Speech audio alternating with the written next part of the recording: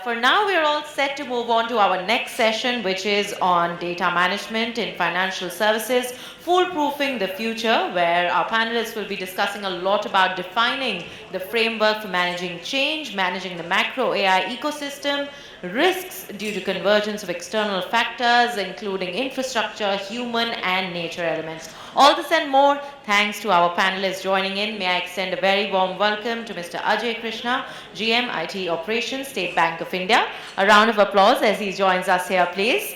May I also present to you Mr. Ashton D. Cruz, Director, Chief of Staff, CAO, CGO, CISO, and Head CC&S Governance, NatWest Markets. Warm welcome to you, sir.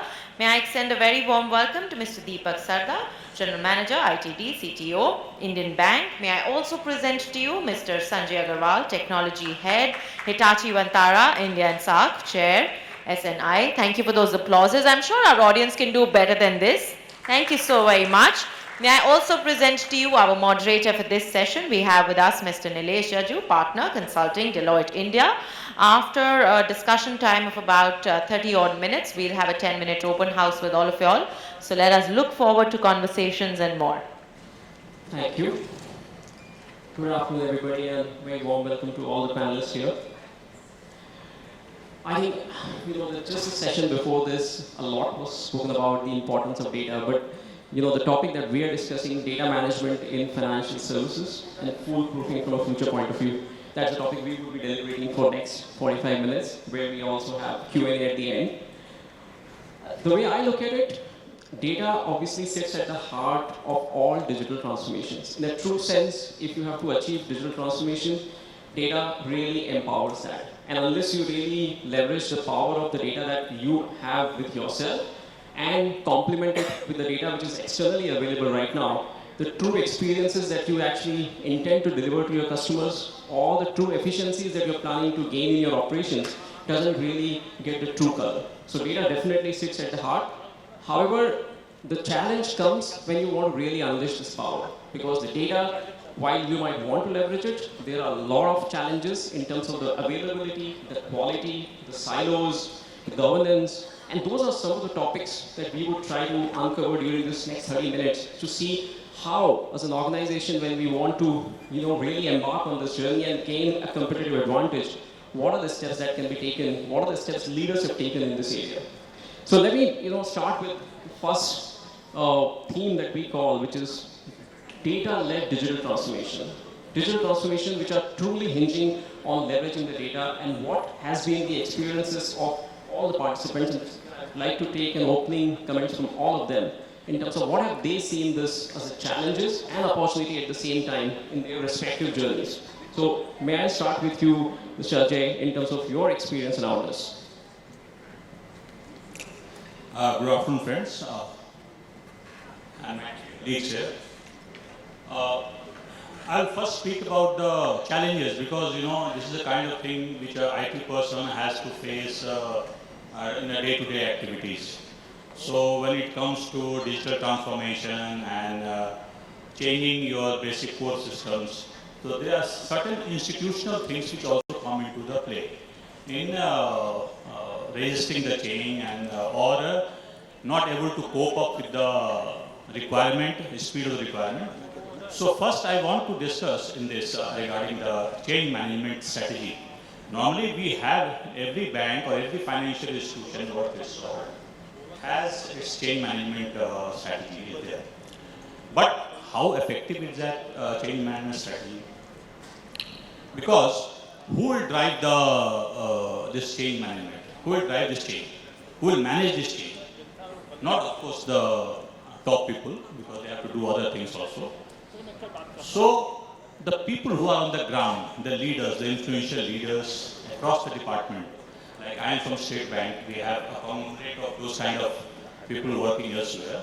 They have to be brought together. We have done in some of the cases where it has been very successful. But this is a normal change, because bringing them is a kind of a hell of a process. And that is very important.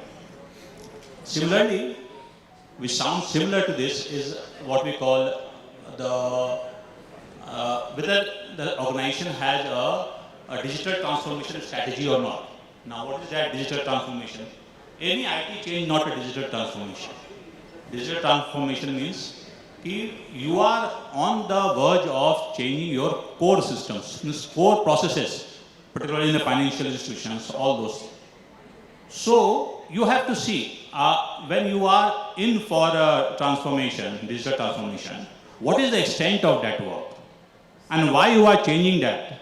Is it not giving you enough service, or are there bottlenecks in that? So that has to be considered, and that strategy should be there in place. Actually, that should be the part of our culture. Now, 2-3 more important these challenges are like, when it is a bigger organization, a small organization, I can understand. For the bigger organization, it has various kinds of services spread across various applications. So when you are in for going to change that, that itself is a very scary. I mean, I have not seen any bank, government bank particularly, changing its entire activity through digital transformation in one go. Perhaps that is the way the reality moves. But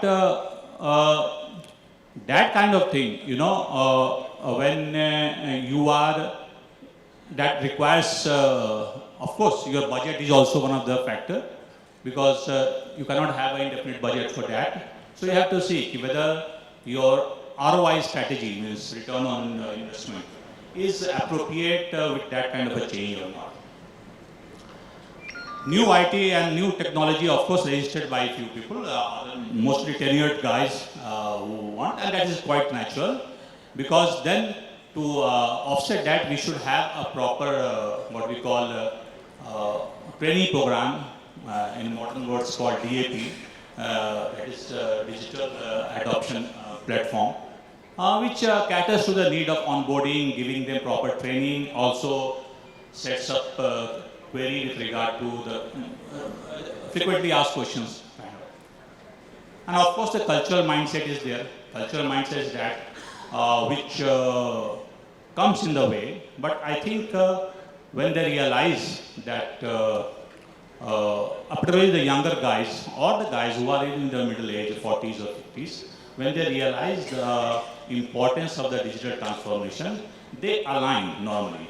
But of course, that requires proper training, explanation, and how much the leaders of that chain are interacting with this across the board. Because we have lot many branches, so sometimes the IT people may have to move around the branches to build up that culture kind of thing. Because normally they are working in an isolated branch, and nobody looks for them, particularly when SBI serves that socio-economic objectives. You may not reach to that area. But of course, now with this online system, we are able to interact with that. These are the challenges of this IT transformation, or digital transformation, particularly in this. Now, opportunities.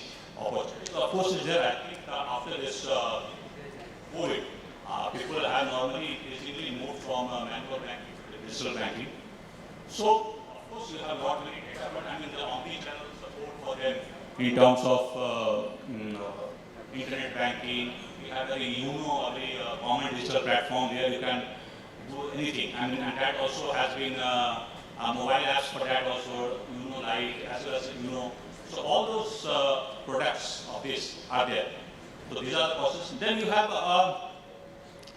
quick decision. Of course, the reduction in the cost is also there, because any transaction, any activity which is done online is far less costlier than the manual transaction. So that is one part, very important part to be kept in mind. And of course, when you are in for a change, you have to be agile. It's can't that we have many systems where, and we are dependent on the international company, which gives one patch, used to give one patch, yearly or after 6 months. So that kind of means heaviness is not required at the moment. So slowly that will also help or force the organization to move from what we call the monolithic structure to microservices kind of thing. So slowly, as some esteemed panelists were telling earlier, slowly the core has to be moved out to the microservices format, so that they can serve better and doesn't disturb the other things when you in for a change. So you should be ready to pivot around. I mean, it's not that any change is keeping at bay all the things, other things because of one small change. So these are my initial thoughts on the process. Thank you, thank you. And you covered a vast array of topics, including the cultural and the change management aspect, which is extremely important. It's not just about the technology, it's about the change management that has to be brought in together. Let me go to you, Ashton. How do you look at it from an NatWest perspective? Thanks, Nilesh. Very good afternoon to all the audience here. A good day to the ones listening in. And a big thank you to ETM partners for having me on this panel. Before I answer your question, I will submit views, opinions expressed here are made in my personal capacity. They can be or may not be subscribed by the organization I represent. Okay, coming to your questions, opportunities and challenges. So Mr. Ajay has very substantially covered both aspects from a digital transformation perspective. I will look at it from a data perspective. And within the BFSI sector, we into the services industries, services is all we provide. We do not have products in terms like a manufacturing industry, etc. And because of the services we provide, we need a lot of data to know our customers. I would say opportunity arises from data, be it where it was in the physical form and it was still a lot of data being collected. Now in the digital form, it becomes a much easier to collect it, consolidate it, analyze this. I would say extend the KYC to beyond just a compliance angle. Know your customer for really who they are. Extend it to from a KYC to a UIC, understand your customer. Just don't provide banking as a product, as an option, a saving account, a current account, various other products. Banking should be given as a service. BAAS, SAAS, we have a lot of the AASs all around. Banking purely as an extended service for an enhanced experience. So that's the way we can actually utilize data as an opportunity. We collect a lot of it within the BFSI space because of the services we provide. That's the way we should be utilizing data. Let's come to the challenges that we face there. Okay, again, purely from the data perspective, given the theme of the panel, I would say the quality of data is a big if. Okay, we may get data, but data comes in duplicates, triplicates, data comes in garbage. Do we need to retain all the data? Do we need to use all the data? Is the quality of data? That's the paramount question. So quality of data is paramount. The other three aspects, and I'll touch upon them. This has been discussed in the earlier panel. Some of the speakers who have come on the dais before me have touched upon this as well. But there are 3 points that we need to look at. When we talk about data, we also need to talk about the security of the data we hold. That's a challenge. We can keep on collating data. How secure do we keep the data? We need to talk about the privacy of the data. We may have sourced the data, but are we sourcing it for the right reasons? Are we utilizing it for the right reasons? Do we have the consent in place to utilize the data? So it is not a do as you wish sort of a scenario. We need to use the data for the reason they are being sourced for. And lastly, something that is not often discussed, sustainability. Okay, so we looked at climate change, we looked at sustainable banking, we look at ESG, etc. Are we becoming too greedy in terms of what we use the data? Are we exploiting nature? Are we exploiting resources? And are we going overboard in terms of the utilization of data? So 4 challenges is what I put on board. Quality, security, privacy, sustainability. Thank you. Very well said, Ashton, and I think that brings me to Sanjay. You've heard the challenges, you've heard the opportunities. As a solution provider, how are you really solving it? Good afternoon. Data is at the core of digital transformation. If you look at digital transformation, we are trying to achieve 3 things.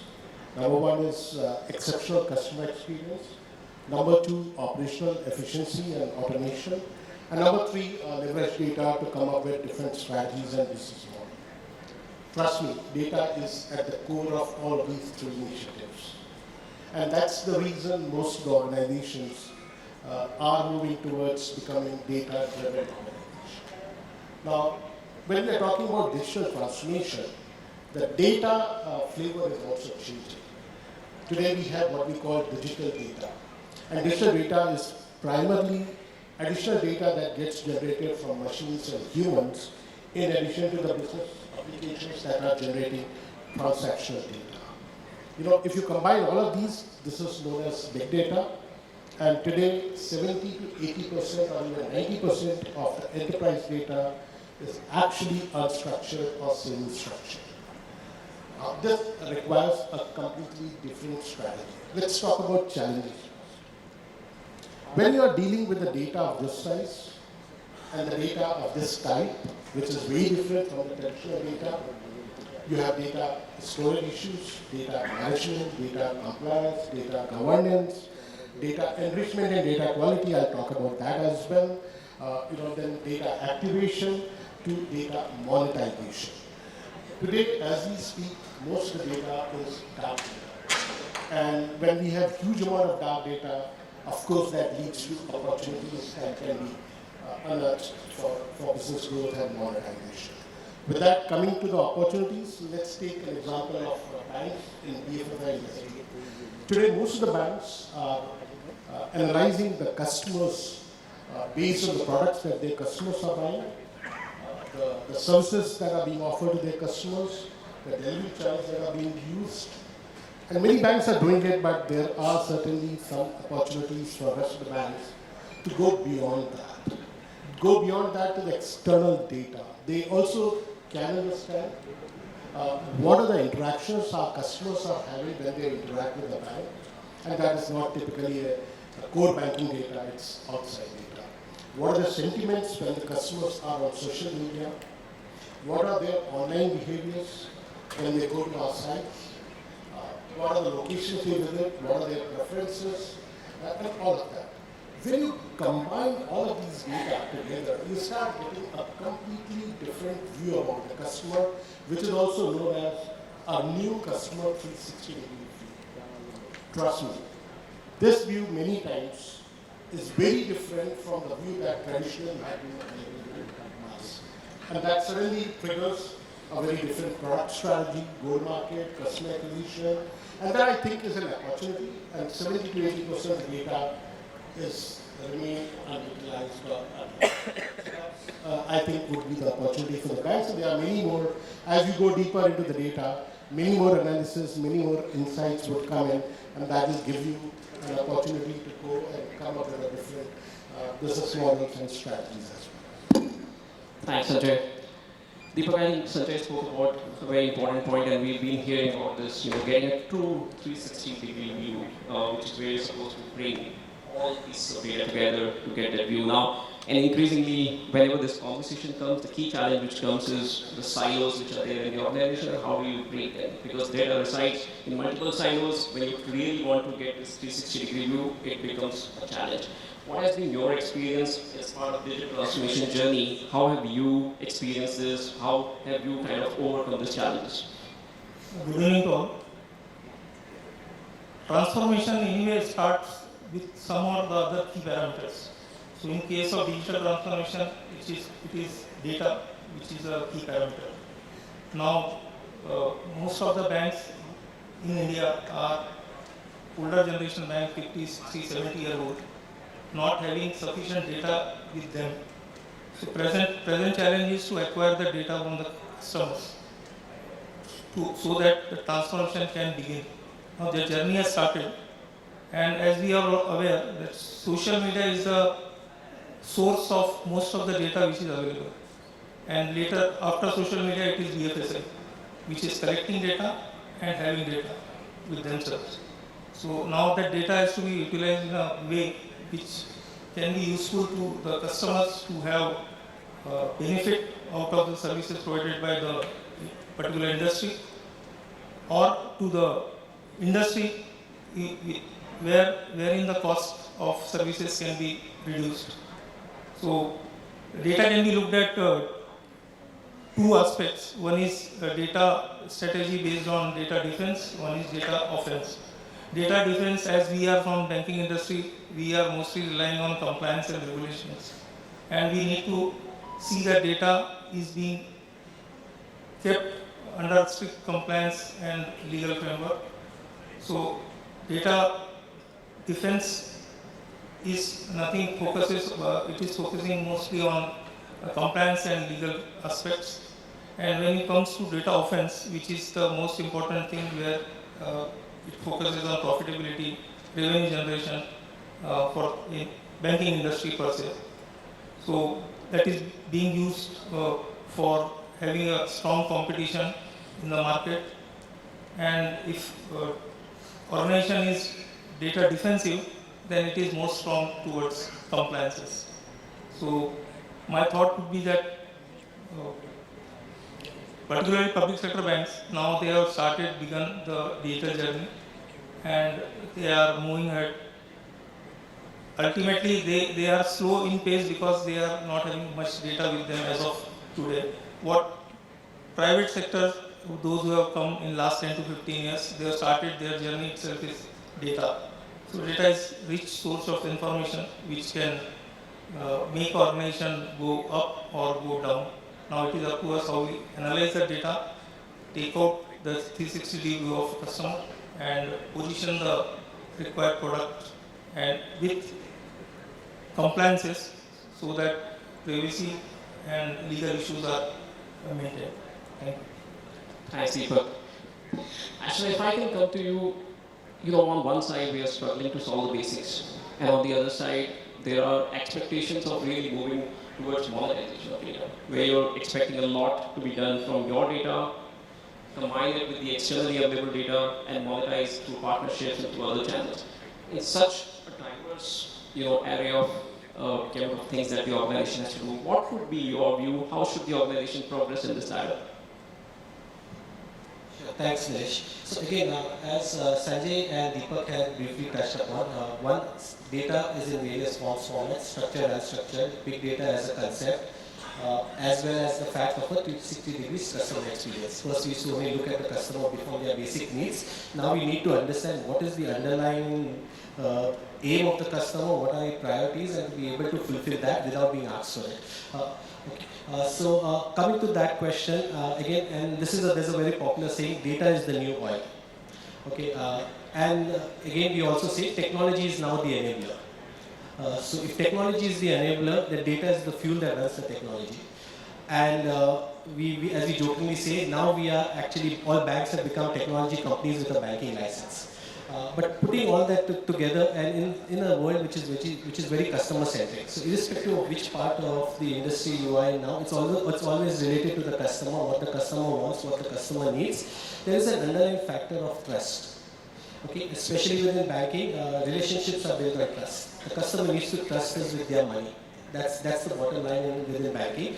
And so we basically need to be able to understand the actual needs of the customer based on this trust factor, and get into maybe partnerships, get to be able to complement, synergize, and partnership with the customer, maybe with other fintechs, etc., to be able to utilize the data. Banks, brick and mortars, that is the traditional banks, will have a lot of this data available because of the legacies that they have, etc., because of the vast scope that they have within the rural and the urban areas. But we should be able to leverage on this reach, but also be able to complement and synergize it, to be able to monetize it for the benefit of the customer at a 360-degree view. Got it. So, Sanjay, all of this is possible only if you really are able to solve for the legacy. We saw in the presentation before that, the data management capabilities at the core, the legacy transformation is very important to really unleash this power in true sense. So, what is your experience? Where are organizations lacking, and how do they onboard this journey of really transforming? And are there any shortcuts to really build things in a quicker way? This is very interesting, but I have seen many organizations, they have a very different data strategy, and they have a very different enhanced digital and data journey too. Now let's talk about typical journey that will help them when it comes to data monetization. Number one is they have to get the entire data onboarded, store it, protect it, manage it, and make sure that data is available as and when required. Second step is my data rightly placed and categorized that I can discover it. Many times we are not able to discover the data. So first milestone is typically, can we do a data discovery properly in time? Many times data is not discoverable or taking long expected. Third is, 360-degree view that everybody is talking about. 360-degree view is nothing but blending the data that comes from the core banking system, for example, which talks about the banking product services customers, and also from external entities, which could be social media sites, review sites, and other sites. And these are structured as well as unstructured data. The third step is the blending of the structured and unstructured data.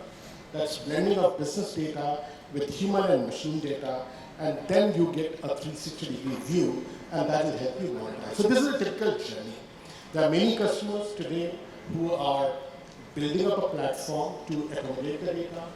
There are few who have gone ahead and enriched the data to improve the data quality of the big data, predominantly unstructured data, and they have started analyzing and ensuring that information is discoverable. And many banks I have seen, including the banks that we talked about here, have started blending the data. And a couple of banks in India, fortunately I can't take the name here because of the NDA, have started blending the data of their core banking systems with external data, and trust me, they are redefining their strategy. So different banks are at different stages, but it's accelerating as the time goes. Okay. So Deepak, if I can come to you, and the same question in terms of what it takes to really modernize the underlying systems, underlying capabilities, the journey, what it really belongs to. And many times it has been spoken that cloud is one of the solution. Moving to cloud is an inherent solution in terms of creating these capabilities. What has been your journey? What has been your views on this? We were at a very interesting phase during 2020 when first phase of COVID started. Government has announced amalgamation of one of the bank, Allahabad Bank, with our bank.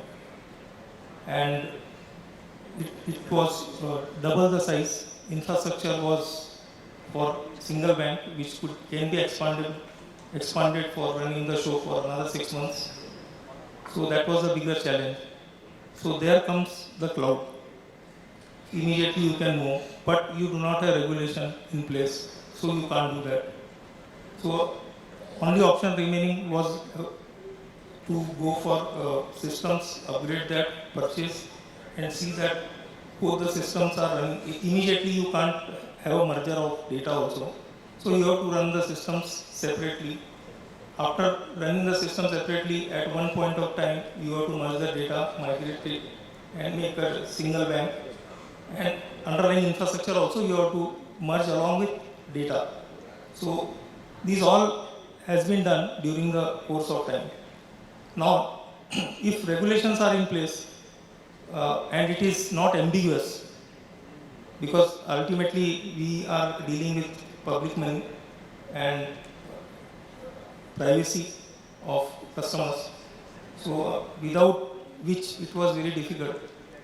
If that would have been in place, yes, definitely cloud is the only option, the option to go ahead. And going forward, now since RBI has come out with draft guidelines for cloud, new applications, even though it is going to have customer data, are going to go on cloud. And underlying the other challenge is the organizations who have purchased hardware, software licenses for next 4 to 5 years, they can't immediately just like go on cloud. So that is another challenge for them. So they have to reap the benefit for which they have invested already in hardware, which will be in crores. And the software licenses, how it is going to be taken care by cloud service provider, whether he is going to give credit for that or we have to procure additional licenses. So all these are hidden challenges which are coming out slowly now. But going forward, in case the way we were in 2020, if things are in place proper, new things can definitely go on cloud. And that is the only way to reduce cost. It will not be happening immediately. Initial 2 years it will be costlier affair than your on-premises. But over a period of time, all such things, manageability, skilled manpower availability, at that particular salaries which are being offered is going to be a challenge. So going forward, it's going to be underlying infrastructure has to be changed and migrated to cloud sooner or later. Thank you. Thanks, Deepak, for sharing that roadmap. Ajay, if I can come to you, all data discussion ultimately leads to the whole security aspect of it. So, as a big bank like yours, how are you setting the right frameworks? What is the view in terms of organization setting right policies, frameworks from the security standpoint when we're moving on the journey of data transformation? Of course, thank you for that question. This security is very important, particularly as some of our panelists told that when you move from physical data to cloud and all this. So there also that when you are putting all the data in the silos to a centralized place, that also increases the risk and all. So ultimately, in at least this RBI mandated that financial institution or a bank must have a proper IT policy. There are 4 of them. Earlier started the IT policy, then you have information security policy, then you have cyber security policy, and then you have data management policy. So all this, if you see, they are a kind of data-centric undertone they have. Means all are fearing, all these policies, means one policy is not enough as if. So thought that there might be some loopholes, so another policy comes in information security policy. And the owner of information security is separate from the business, kind of, and from the IT also. So since the requirements and security threats and perceptions, I mean, the same security threat which was considered earlier is one of the main important security. Now, when you have managed to close that through your security aspects, they have moved on to something else. So all these 4 policies should be very dynamic and they should be in tune with each other. Means any change in IT policy has to be reflected also in information security policy, cyber security policy. So these 4 are very important, and of course they should be board driven. They are, in our case it is ITSC committee which looks after this. And one is that information security is a different kind of vertical which looks after this.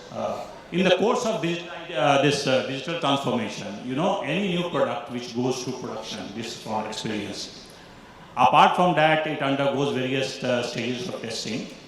It has to pass the ISD review, information security review, and they have to be dealt with. I mean, without dealing that, you cannot move on to production.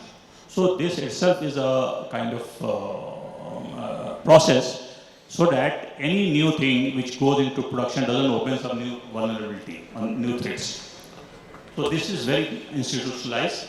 I hope smaller banks also. Of course, these are mandated by RBI, so these have come, particularly the cyber security policy, and they have come of late. But all are being aligned, and that helps. What is happening is, with this, the top management of the bank, they are now, who were earlier, of course, that is a part of legacy that they were business-centric. They are also becoming sensitive to the security aspect of every damn thing in this. So that is good.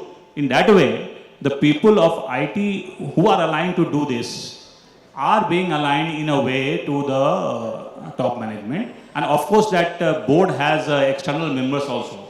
So they also come with, some of them are IT experts, but they may not know the nuances, what is happening on the ground.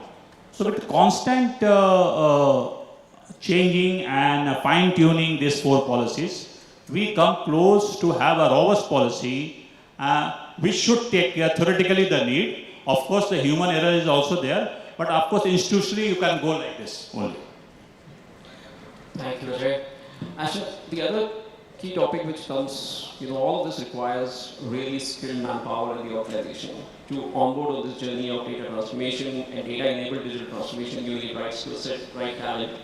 How do you see market shaping up for that, and how organizations are really, taking care of that talent gap?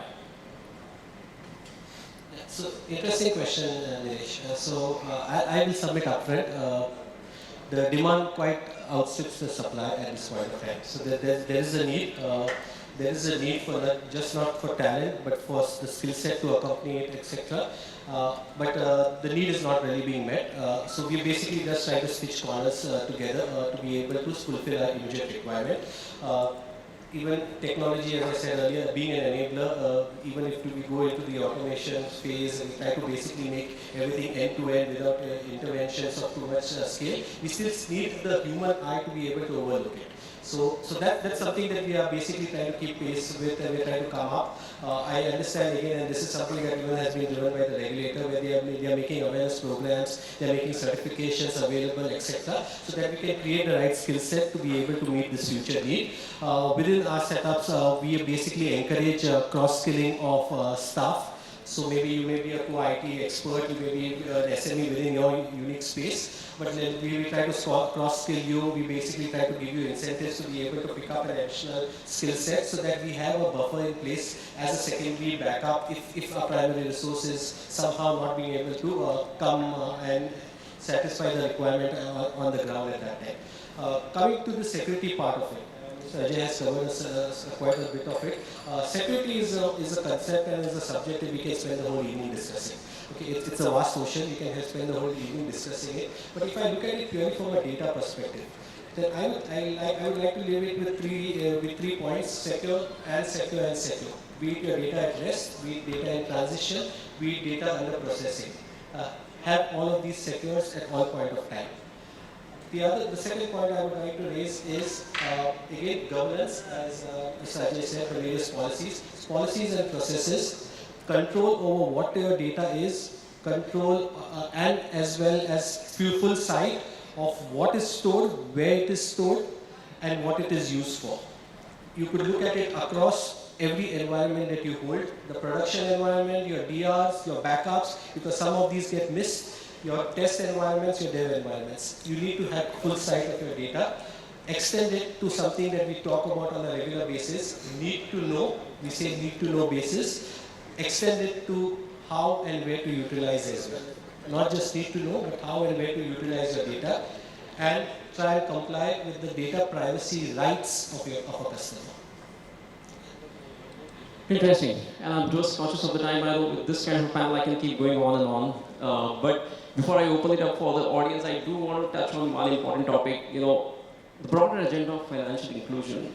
How does data-enabled digital transformation helps organizations meet that broader goal as well? And Ajay, if I can take your views on that, and then we can open it up for questions. Yes, of late we have been associated with FI activity. SBI is a new organization, so before that we were in trade finance, now we have come to FI. So what we have seen is, of course, when you go invest, there all the computer-driven applications are interactive kind of. People are educated, so they can themselves make a sense out of it.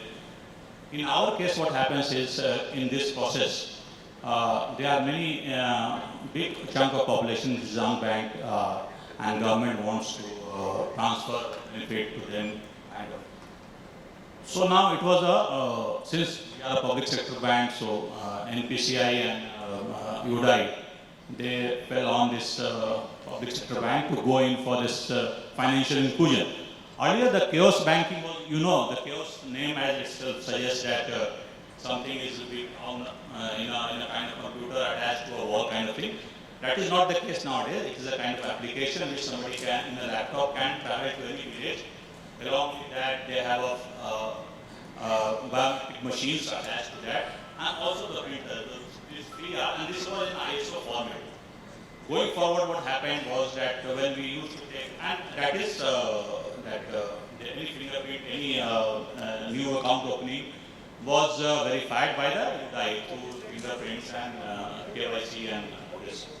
But going forward, what we realized that it is kind of there were so many mismatches, because earlier it was FMR format, kind of finger miniature record on ISO format. So that unfortunately was kind of, it may not match for the first time. And second time it may also be a kind of change or something like that. So there are fraud incidents also. So realizing that, we moved on to both FMR and FIR, that is finger image, that is much more comprehensive, and in one sorted balance. Earlier what it was doing that, so many tries were given and it was, the image was choking the network. So going for, and one more thing, that it was an ISO format. So in ISO format what happens is you cannot enforce encryption, particularly channel encryption, and also you cannot transmit digital signatures in that. So in that case what happened, we came up with this, we have to change it to XML format, that is extent markup language. That gives the benefit of introducing that channel encryption. So from data security point of view, we are talking about in terms of management inclusion, that is going to happen. So now, I mean, SBI is the first to launch this, and we have 30 lakhs per day transaction in FI. It's a huge. Bank of Baroda comes, I think, second, around 10 lakh to that kind of this. So these two banks, bigger banks, were asked by this. Now, going forward, what is happening now? We have secured the data. Now, how to make much more scalable? You know, if you see the SBI, the total database is around 100 crores. And through this FI, portion is around 50 crores. That is also too high. So that gives a new opportunity for the business as well as, of course, I mean, public sector bank is taking the lead, but of course, I feel that many smart banks are coming to this. Once you see the success of that. Now, going forward, what will happen is, now these fintech companies got interested in this. So they say that why you, of course, do come and we have small kind of model which we keep on doing testing in our environment, as well as on CUG basis or whatever. They say that why SBI suggested them, why we cannot have a single device, handheld device, which can take care of the both chaos, printing, MTM, all. So we are talking to a company and perhaps we will come up with an Android device which will be doing this, we are doing that's a top priority in the bank now in terms of the services which are being offered to that section. So perhaps by December or January we may be able to deliver that. Means all these four things will be brought into a small machine. So that one person can get down from a train on a very station and enter the village and do those kind of things. So that is being happened. So it has taken two things. It has taken care of the data security aspects in terms of changing the format of the messages. And also they are now being brought on a single device so that the hardware aspect and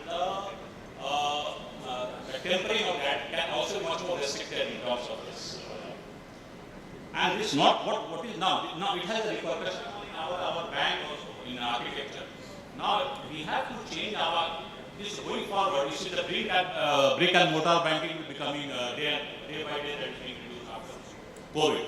So it will catch up for them as well. Maybe that you may also like to use that. Of course you can do internet banking, etc., whatever you can do.